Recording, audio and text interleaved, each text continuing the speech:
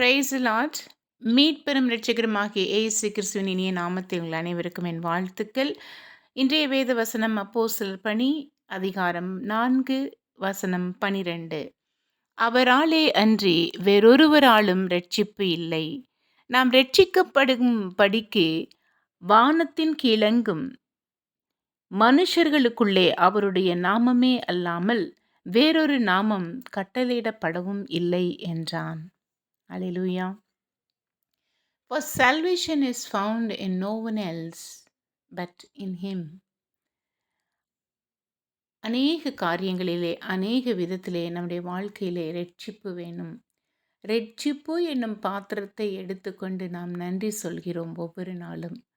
அந்த இரட்சிப்பு அவர் மூலமாக, அவர் கொடுத்த அந்த கிருபையின் மூலமாக நமக்கு அளிக்கப்பட்டது. நாம் பாவி என்று தெரிந்த பொழுதும் அவர் அந்த கல்வாரியிலே நமக்காக கடைசி சொட்டு இரத்தம் வரைக்கும் சிந்தி நம்மை பாவியாக இருந்த நம்மை நீதிமானாய் இருக்கிற நம்மை பரிசுத்தவானாய் மாற்ற அவர் இன்றைக்கும் இந்த சனப்பொழுதிலும் நம்மை இரட்சிக்க வல்லவராயிருக்கிறார். அவராலே அன்றி வேறொருவராலும் இரட்சிப்பு இல்லை.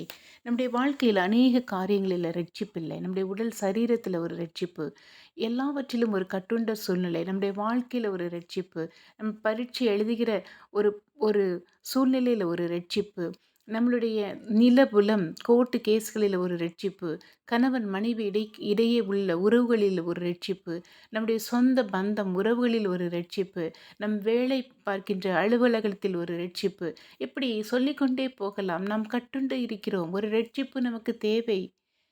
எல்லாவற்றிற்கும் மேலான நாமம் அவருடைய நாமம். அந்த நாமத்தில் நாம் இப்பொழுது கொண்டிருக்கிற எல்லா நாமம், கடன், பிரச்சனை, கண்ணீர், கவலை, இந்த நாமம் எல்லாம் அதில் அடங்கும் முடங்கும். ஆகவே அவரிடத்தில் சென்று அவரை பார்த்து அந்த இரட்சிப்புக்காக இறைஞ்சுவோமா? God bless you.